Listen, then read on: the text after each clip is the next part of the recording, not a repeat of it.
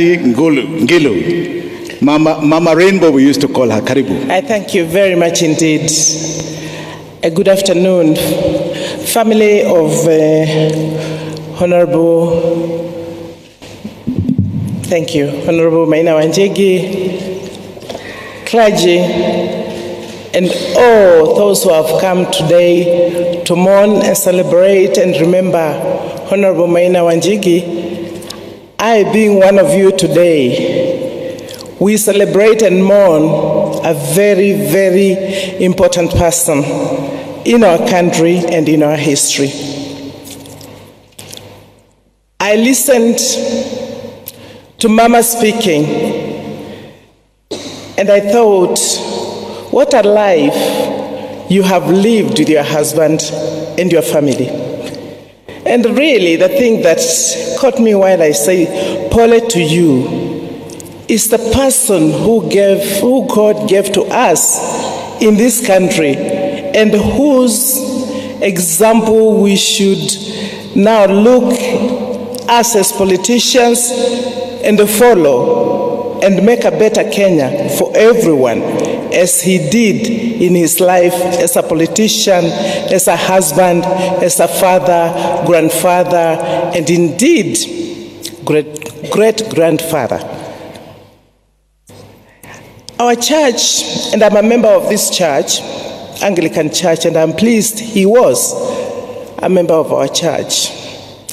Provost today has warned us that we must never speak politics in church, and I agree entirely.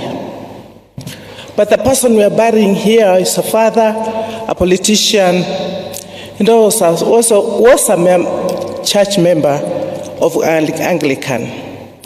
And if we don't say those things that he did because he was guided by what was happening in the country, what shall we be saying today, our provost? A person who was given such a responsibility of settling people, and his wife Maria asked, aren't you even getting 1 acre for ourselves? And he said, no.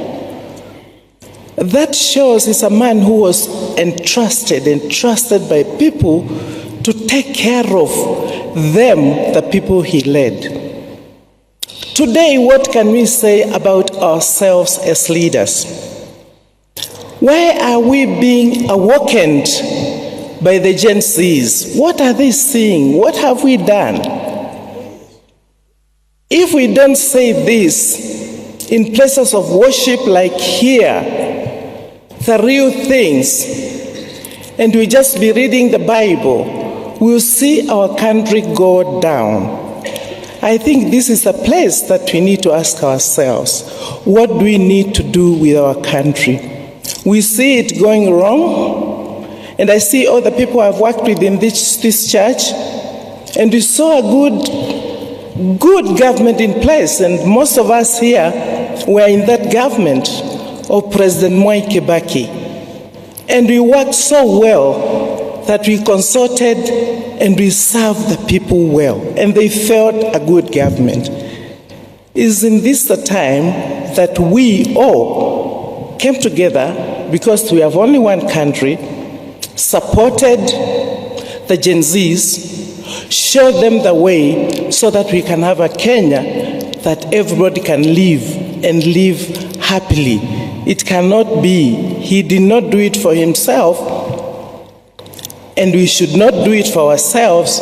We should do it for all those people who trust us with an office. I'm happy that our church and other churches may want to pick from here that we do not entertain too much harambis. Even if we do, you bring it quietly. In fact, we should say, if you want to give to the church, bring quietly. And the Bible says clearly that please, what you have in your right hand should not be known by your left hand. But this way of making a church a business place should be stopped. And all those who have used the church badly and have got to the office using the church, I believe it's their time now. Kwanza waseme sorry, come and say to the church you are sorry, and maybe exit. I want to thank each one of you, and indeed let's continue praying for this family, that God may give them strength and fortitude to bear the pain of losing their father, and indeed the entire country for losing such a great man. Thank you. A big clap for Mama Charity Ngilu. I just want to say one thing, especially for the Gen Z. The two ladies you are seeing here were part of the second liberation struggle. True icons. They fought